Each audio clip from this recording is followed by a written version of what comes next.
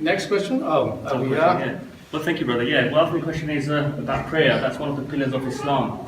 Muslims are supposed to pray 5 times a day, but I just want you to elaborate on further. What does it, what's the basics of it?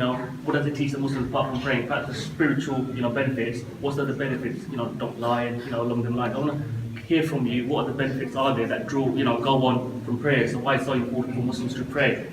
So if there's Muslims that are not praying, clearly that's spiritual element. But if they're praying, what are they supposed to achieve apart from the spiritual element? Being good citizens, don't lie, don't do wrong things. Elaborate on that point. Sure. If I could ask the Imam. Thank you so much. Regarding prayer, I just additionally felt to say something for the other who raised a question like what is the procedures of slaughtering the systems of Muslims. I think that point was missed. So it is very easy in Islamic, from the perspective of Islam, you need to say the name of God, which is we say Bismillah ar-Rahman ar-Rahim, with the name of Allah, the most great, most gracious and most merciful. We need to name this and then we proceed to slaughter it. That is the procedures, and the other part was covered. So in terms of Salah, actually there are lots of lessons. If we really want to discuss this issue, it's too long issue to discuss, but still I'll try to summarize the whole points. Few things that we can understand from the Salah, because Salah means the prayer. So in Quran it says, Inna salata kanat ala al-mu'minina kitaban mawquta. The first things that every Muslim is instructed by God to pray on time. So first thing that brings Salah in our life to follow the timetable, to schedule your life. There should not be any randomness in your life. Then what you do whenever you do, no sleeping, no eating, no working. We see in our society a large group of people, they are not actually really devoted to their actions. They doesn't follow the timetables and things. The first thing that Salah helps us to develop in our life, it is actually to schedule your whole life. There should be a structure. You follow the timetable, maintain your life. The second thing, for every person, if he is intending to pray, he has to clean himself, which is the hygienic things.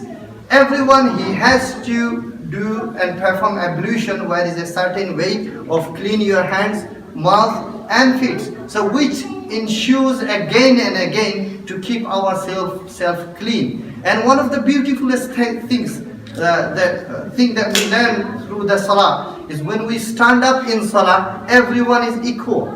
Regardless of anybody's color, size, nationality or whatever, everyone has to stand each other. I can share with you one point of our Islamic law is whoever comes in mosque, he will sit down in front. Even if a really big person comes, socially influential or established, he doesn't have right to take the person's place who came first.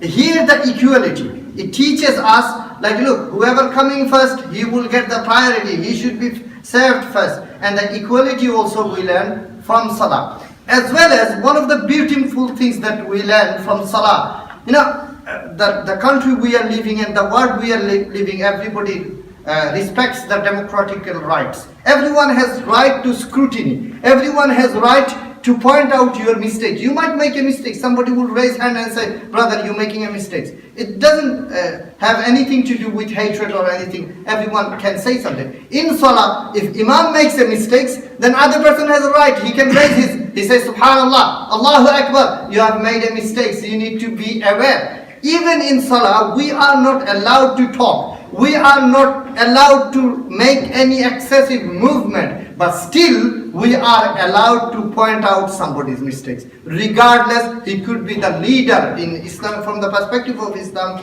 Imam is the main leader. He should be followed in every step. But if he makes a mistake, he should be pointed out. So there are lots of lessons that we learn.